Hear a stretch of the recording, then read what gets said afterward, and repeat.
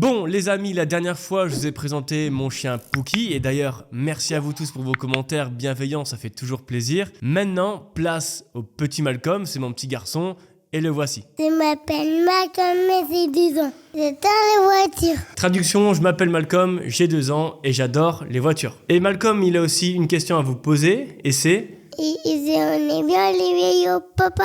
Traduction encore, est-ce que vous aimez bien les vidéos de papa ? Alors je trouve ça intéressant de vous présenter à chaque début de vidéo un truc sur moi ou un truc sur Lucie. Comme ça vous permet aussi de nous connaître un peu mieux et franchement c'est trop cool. Bon je vous rassure, quand je vais le mettre au lit, c'est pas des histoires d'horreur que je vais lui raconter. Mais maintenant, trêve de banalité, aujourd'hui 3 histoires d'horreur de fou dingue. La première se passe avec Juliette, une libraire super sympa qui va faire une rencontre qui va un peu changer sa vie malheureusement à jamais. S'ensuit une seconde histoire, on va parler de pirates et celle-ci c'est du jamais vu pour moi sur YouTube donc je vais adorer la raconter tout simplement. Et une troisième histoire pour laquelle je ne dirai rien dessus car je vous laisse simplement la découvrir par vous-même. Sur ce, c'est parti.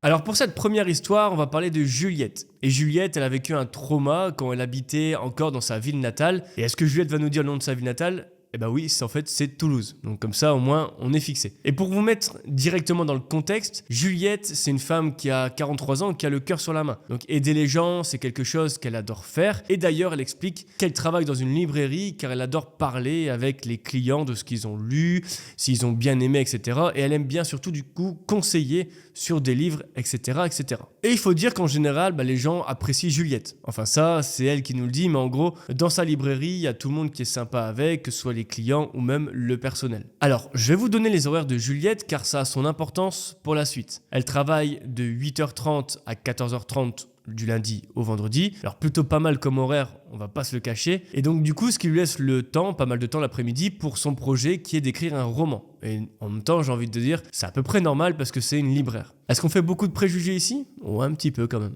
Notre histoire va donc démarrer un matin lorsque Juliette se rend à la librairie. Elle prend comme d'habitude le même chemin pour y parvenir, sauf que cette fois-ci, elle croise un SDF qui lit un journal au bord de la route. Et ce journal, comment il est ? Il est dans un sale état. Il est déchiré un peu de partout. Et ça, notre amie Juliette, elle aime pas du tout. Les livres, la lecture, tout ça, c'est sa passion, donc voir un journal déchiré, pour elle, c'est non. Et Juliette, dans un élan de bonté, va se rendre à côté du SDF et lui donner un petit peu de monnaie pour qu'il s'achète un nouveau livre ou un nouveau journal. Et devinez ce que le SDF lui répond.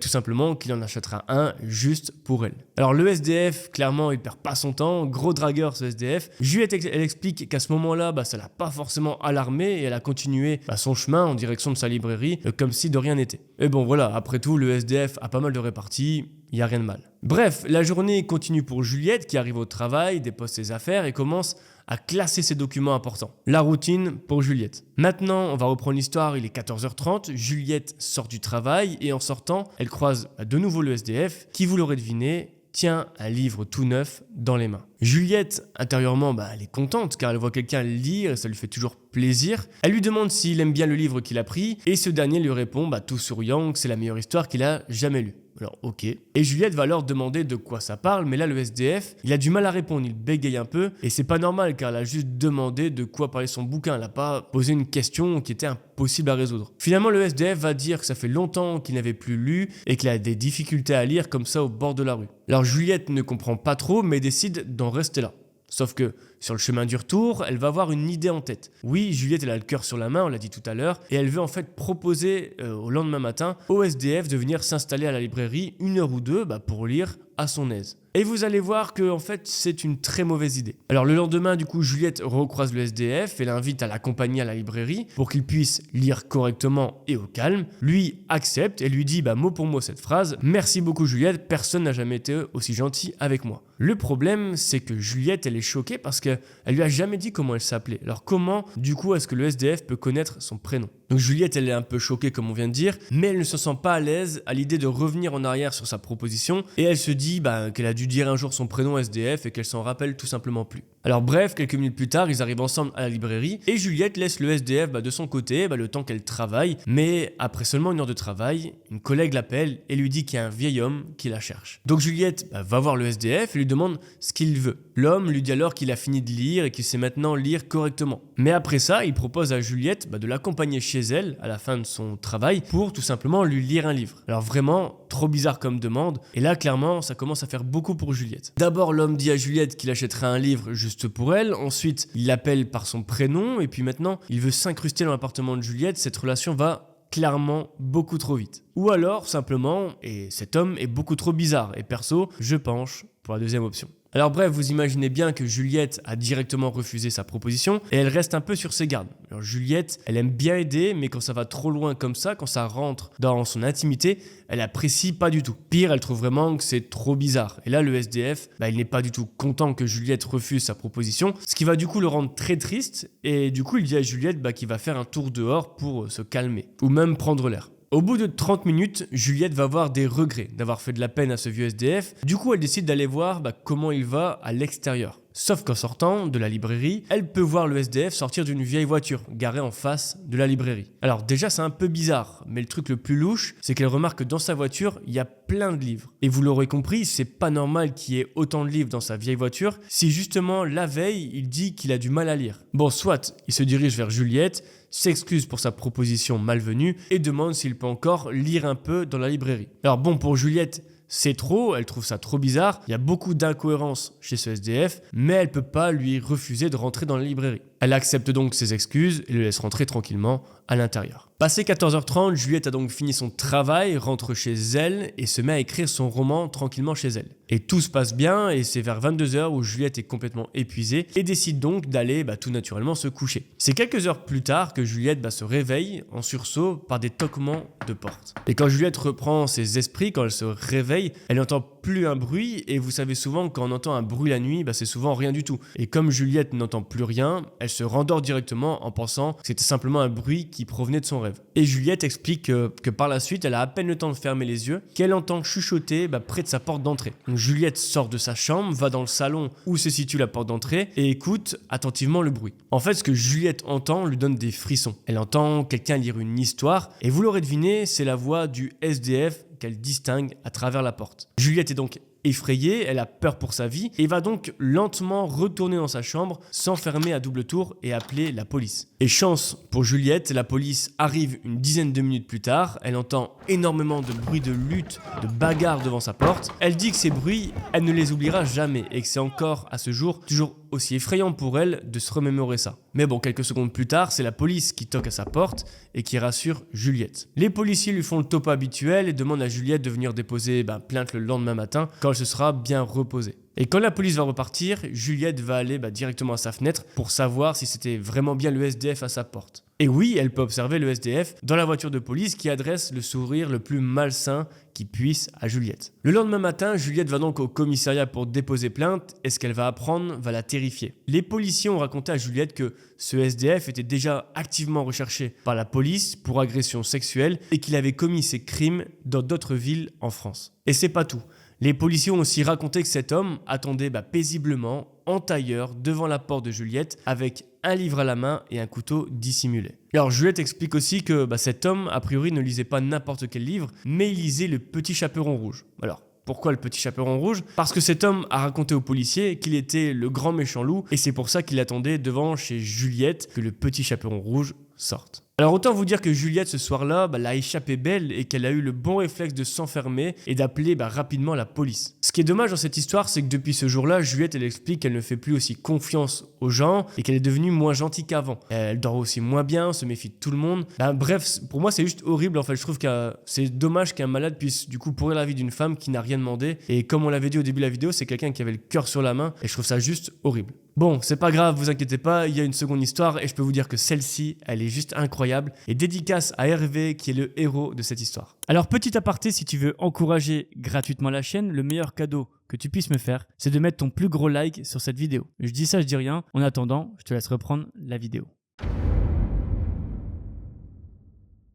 Alors place à la seconde histoire et pour ceux qui aiment le bateau ou faire du bateau, c'est peut-être une mauvaise idée d'écouter cette histoire. Pour cette seconde histoire du coup les amis, je voudrais vous parler d'une histoire qui m'a marqué. J'en ai jamais vu de pareil sur YouTube, enfin peut-être que vous aussi, mais moi j'en ai jamais vu de tel. L'histoire va se passer en pleine mer et vous allez voir que vous ne serez plus aussi serein sur un bateau. Et pour tous ceux qui ont rapidement le mal de mer comme moi, ça vous donnera une raison de plus pour ne pas prendre le bateau. Alors c'est vrai qu'on a l'habitude de faire des histoires, on va dire sur terre, en France, aux États-Unis, en Angleterre, mais jamais en pleine mer, et donc je suis trop content en fait de vous raconter celle-ci. Alors du coup, on va se placer au niveau des mers agitées du golfe d'Aden, alors je sais pas si ça se prononce comme ça, mais je pense, au large du Yémen, entre l'Afrique de l'Est et l'Arabie Saoudite. Et notre héros, car oui, vous allez voir que c'est un vrai héros, c'est Hervé, et c'est lui qui nous raconte l'histoire. Hervé, c'est un ancien maire à la retraite qui a décidé de se reconvertir dans l'humanitaire. Alors pas mal comme reconversion, et vous allez voir que Hervé, il a pas mal d'ambition. Hervé, il veut traverser la Méditerranée, le canal de Suez, puis la mer Rouge afin d'atteindre Djibouti. Alors je vous l'ai dit, le mec, il est déterminé comme jamais. Lors de la traversée, tout se passe bien, il arrive à Djibouti tranquillement, il fournit de la nourriture, des soins médicaux pour la population locale, et c'est cool, c'est juste trop fort, sauf que c'est pas tout. Lui, il ne veut pas s'arrêter là, il n'a pas prévu de s'arrêter là avec son équipage qui se balade avec lui, car désormais son objectif, c'est d'aller au Sri Lanka. Et pour ceux qui ne voient pas où c'est, on va dire que c'est au sud de l'Inde. Mais vous allez voir que c'est lors de son trajet vers le Sri Lanka qu'Hervé, le capitaine du bateau, et son équipage vont vivre un véritable cauchemar. Alors maintenant, il faut faire un point sur le bateau. Alors c'est un bateau de pêche de taille moyenne qu'il a transformé pour en faire un navire humanitaire. Ah, et je vous l'ai dit, Hervé, il est déter. Et Hervé, je vous ai parlé tout à l'heure de son équipage, il est accompagné de 7 personnes. C'est indispensable pour faire des rondes, on va dire ça comme ça. Vous vous imaginez bien pour que chacun puisse se reposer. Et donc maintenant que Hervé et son équipage prennent la route pour le Sri Lanka, ils doivent absolument passer par le golfe d'Aden qui longe le nord de la Somalie. Hervé explique qu'ils sont partis vers 8h du matin de Djibouti et s'engagent dans ce fameux golfe qui est réputé pour être à risque. Alors en fait, les côtes somaliennes sont situées à quelques kilomètres seulement et ça peut arriver parfois que des pirates somaliens s'invitent au voyage. La marine incite donc à être très vigilant et une fréquence d'appel d'urgence est disponible en cas de nécessité. Donc 2 heures après leur départ, il est environ 10h du matin et le capitaine Hervé est appelé par un membre de son équipage en urgence à l'arrière du bateau. Alors il avertit qu'un petit bateau de style Zodiac arrive à grande vitesse dans leur direction au loin. Hervé prend donc ses jumelles et voit effectivement un Zodiac qui arrive à une allure folle sur eux. Et avec les jumelles, Hervé peut s'apercevoir que ce Zodiac contient environ 6 hommes et qu'ils sont tous armés jusqu'aux dents. Et clairement, ça va être compliqué pour Hervé parce que avec son équipage, ils sont peut-être 7, mais ils sont pas armés par rapport à 6 hommes armés, ça va être compliqué. Hervé, il sait qu'en mettant les gaz, il a à peu près 5 à 8 minutes devant lui avant que le Zodiac arrive à leur hauteur. Donc le premier réflexe de Hervé, c'est donc de communiquer à la radio avec tous les bateaux aux alentours pour leur dire de s'éloigner de la zone. Hervé explique aussi que quand il y a une attaque de pirates qui échoue, les pirates vont aussi rester dans la zone et essayer de trouver d'autres navires jusqu'à ce qu'ils parviennent à leur but. Alors déjà, plutôt sympa Hervé de penser aux autres plutôt qu'à soi. Mais bon Hervé, là il y a un petit peu urgence pour toi, faut y aller là. Alors Hervé va ensuite contacter le pays côtier pour prévenir d'une attaque de pirates afin qu'ils viennent les aider le plus vite possible. Mais Hervé il est pas bête, il sait que le temps que le navire le plus proche arrive, ça sera trop tard et les pirates seront déjà là. Du coup Hervé il sait clairement qu'il a besoin de gagner de temps avant les secours. Et là Hervé, masterclass de sa part, pour gagner un peu de temps et dissuader les pirates de continuer à les approcher, il va dire à un membre de son équipage d'aller chercher le seul pistolet qu'ils ont pour se défendre et Hervé au passage va demander les paires de lunettes en plus. Alors vous pensez qu'Hervé va avoir la classe pour faire chasser les pirates? Pas du tout. Hervé, il a juste une idée de génie. Il va prendre un vieil harpon ainsi que les lunettes de soleil du membre de son équipage pour mimer un sniper, pendant que son coéquipier va tirer avec le pistolet pour faire du bruit. Et devinez quoi? Ça marche. Alors résultat, Hervé s'allonge comme un sniper, sauf qu'il a un harpon à la place de l'arme, puis il positionne les lunettes de soleil bien comme il faut pour que ça brille de loin comme si c'était une lunette de sniper. Et vous savez quoi? Ça va marcher. De loin, les pirates vont certainement croire que c'est un sniper avec la lunette et le harpon, et ils ont la confirmation quand ils entendent le coup de feu. Alors que je vous le rappelle, c'est un énorme bluff d'Hervé et son équipe. Alors suite à ça, les pirates vont immédiatement faire demi-tour, aller le plus loin possible pour échapper au sniper, et c'est pour ça que je dis gros coup de génie pour Hervé qui a fait preuve d'imagination pour intimider ces pirates. Et comme quoi les apparences sont souvent trompeuses, les pirates pensaient vraiment qu'ils avaient affaire à un sniper, un vrai tireur de sniper en face, sauf que pas du tout, il avait juste un harpon dans les mains et des lunettes de soleil qui brillaient avec le soleil, et puis c'est tout, et un simple coup de feu d'un petit pistolet quoi. Et maintenant pour l'équipe d'Hervé, plus qu'à prier pour qu'ils ne reviennent pas, pour que les pirates ne reviennent pas, et que les renforts arrivent avant. Et devinez quoi, les renforts arrivent et vont les escorter jusqu'à la terre ferme. Et finalement, l'attaque des pirates aura bien été déjouée par Hervé, son sang-froid et les décisions qu'il a prises. Voilà, moi je vous le dis, je suis un grand fan de ce monsieur. Bravo à Hervé qui a su gérer cette situation avec brio, en protégeant son bateau et la vie de son équipage. Alors malheureusement, Hervé n'a pas donné d'autres indications sur la suite, mais le plus important, c'est qu'on sait qu'il est sain et sauf et son équipage pareil. Je vous l'avais dit que cette histoire était terrible, je vous ai pas menti. Bon, si vous n'êtes pas encore rassasié, si vous êtes prêts, on va sur une troisième histoire. Et j'espère que vous êtes prêts du coup pour cette troisième et dernière histoire. On va parler d'une femme plus que creepy dans cette histoire. Et pour démarrer, il faut que je vous présente Esther. Esther, c'est professeure d'histoire géo de 35 ans, mais elle raconte que les événements que je vais vous raconter s'est passé lorsqu'Esther avait seulement 19 ans. À l'époque, elle habitait à Poitiers avec son petit ami dans un appartement de 45 mètres carrés situé au 3e étage. On est début septembre et Esther vient d'avoir le bac et a hâte de démarrer ses études pour faire professeur. La rentrée démarre et Esther nous confie que les premiers cours sont assez difficiles car elle n'a pas l'habitude, mais qu'elle sait qu'avec le temps, elle va s'habituer, elle va prendre son rythme. Et comme tout nouveau première année, Esther, elle a une soirée d'intégration dans sa fac et cette soirée, elle est prévue pour le jeudi qui suit et elle a hâte vraiment d'y être. Alors même si Esther est plutôt timide, elle décide d'y participer en y allant avec son petit ami. Elle explique que la soirée se déroule très bien et Esther fait la connaissance de pas mal de camarades qui sont avec elle en cours. La soirée se prolonge jusque tard dans la nuit et finalement Esther et son petit ami rentrent à l'appartement vers 2h30 du matin. Alors heureusement pour eux, ils n'ont pas cours avant demain après-midi, donc ils peuvent faire la grasse mat et ça c'est plutôt cool. Faut savoir qu'Esther et son petit ami ne boivent pas beaucoup d'alcool, je précise ça pour la suite de l'histoire et surtout pour expliquer que le couple est quand même assez lucide au moment des faits. Alors bref, quand ils arrivent devant l'entrée du bâtiment, Esther et son copain trouvent la porte du rez-de-chaussée grande ouverte. Mais à ce moment-là, ils pensent que ça doit juste être un voisin qui a oublié de la fermer, donc ils continuent et entament la montée des 3 étages grâce à l'escalier. Mais en montant les escaliers vers l'appartement, ils commencent à entendre des chuchotements. Et plus ils montent, et plus ces chuchotements sont forts. Et ça, j'avoue, ça me fait penser à la première histoire. Ces chuchotements se transforment en répétitions de phrases bêtes à mesure qu'ils montent les étages. Un peu comme si quelqu'un répétait une incantation, en tout cas. C'est comme ça qu'Esther l'a perçu. Et une fois arrivés au 3e étage, Esther et son copain restent tout simplement figés.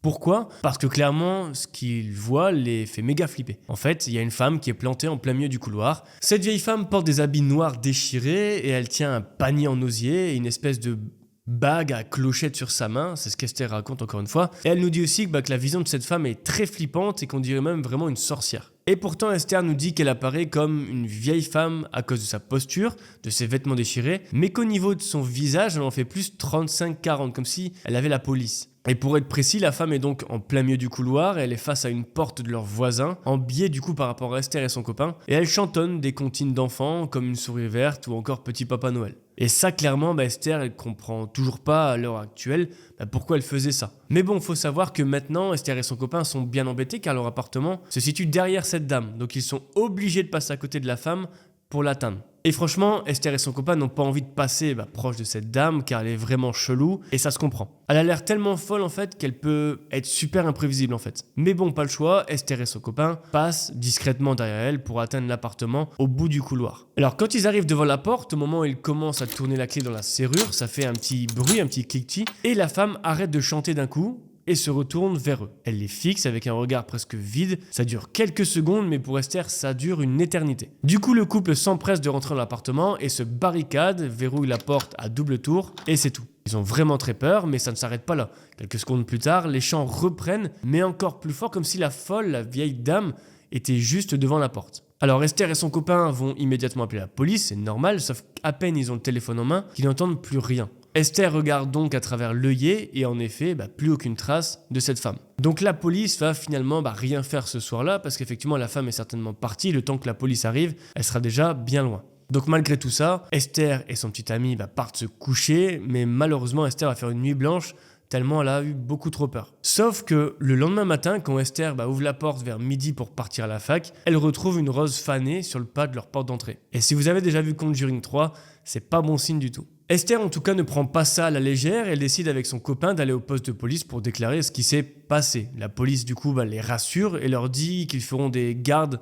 des rondes dans le quartier. Mais malheureusement, ils ne peuvent pas faire grand-chose de plus parce qu'ils n'ont pas assez d'informations. Et Esther va également prévenir tous les habitants de l'immeuble pour alerter à propos de cette femme la nuit dernière. Et puis, c'est tout. Il se passe plus rien pendant plusieurs semaines, aucune nouvelle de la police, aucune trace de la femme qui ressemble à une sorcière. Et est-ce que l'histoire se termine là-dessus ? Non, pas du tout. Vient le 31 octobre, soit près de 2 mois après l'apparition de la femme dans les couloirs. C'est Halloween et Esther n'aime pas trop cette fête, surtout qu'après ce qui vient de se passer. Et en plus, le 31 tombe sur un samedi soir et manque de bol pour elle, son petit ami est rentré chez ses parents pour le week-end. Ce qui fait qu'elle sera seule chez elle ce soir-là. Esther explique que la journée s'est bien passée. En revanche, le soir, elle décide de rester tranquillement chez elle à chiller devant Netflix. Sauf qu'il est à peine 22h30 quand Esther entend quelqu'un gratter sur sa porte. Esther, elle n'est pas dupe et elle sait tout de suite que c'est la femme qui est de retour. Esther se rapproche donc de la porte et entend de plus en plus fort les grattements d'ongles. Et elle raconte également qu'elle entend distinctement un chant provenant d'une femme. Alors là, plus aucun doute, c'est bien cette femme qui est devant sa porte. Esther fonce donc sur son téléphone pour appeler la police et une fois que c'est raccroché, Esther hurle dans son appartement pour tenter de la faire partir et surtout pour décharger toute la peur qu'elle a en elle. Et si en plus ça peut avertir les voisins, tant mieux. S'ensuit du coup de longues minutes où Esther va partir se cacher dans les toilettes en priant pour que la dame ne rentre pas chez elle pour lui faire du mal. Et quelques minutes plus tard, l'interphone d'Esther sonne et c'est la police qui demande qu'on ouvre la porte. S'ensuit plusieurs secondes qui paraissent des heures pour Esther, le temps que la police monte. Et là, stupeur, la femme n'est à nouveau pas là, aucune trace de cette femme dans le bâtiment, sauf que cette fois, la police et Esther vont découvrir une chose qui leur fait froid dans le dos. Sur la porte d'entrée, il y a plusieurs taches de sang qui vont terrifier Esther. C'est des taches de sang qui montrent comme si la femme s'est tapé la tête sur la porte jusqu'à s'ouvrir le crâne. Et la fin est d'autant plus louche que finalement la police n'a jamais retrouvé cette femme. En revanche, un peu plus tard, ils ont prélevé du coup le sang sur la porte et ont fait des analyses. Et ces analyses vont révéler du coup que le sang correspondait à celui d'un homme et non d'une femme qui avait commis un cambriolage et tué une femme dans une autre ville. Alors la question qu'on a tous en tête, c'est est-ce que cette femme était en réalité un homme ou est-ce que cette femme avait le sang de cet homme sur elle et qu'elle en a mis sur la porte? Et malheureusement pour cette histoire, on n'en saura pas plus, mis à part le fait qu'Esther a déménagé quelques semaines après bien loin de cet immeuble et n'a plus jamais revu cette femme. Et voilà du coup pour cette horrible dernière histoire qui fait froid dans le dos. Moi ça me fait penser à la femme qu'on a croisée devant le cinéma avec Lucie il y a plusieurs années. Des fois tu comprends pas pourquoi, les gens ils sont chelous et pètent des câbles et ils font des choses qui sont irrationnelles. En tout cas j'espère que vous avez apprécié cette vidéo. Je sais que l'histoire numéro 1 et numéro 3 étaient un peu similaires mais j'ai quand même voulu mettre les deux. En tout cas je vous dis merci d'avoir regardé la vidéo. À la prochaine, bisous.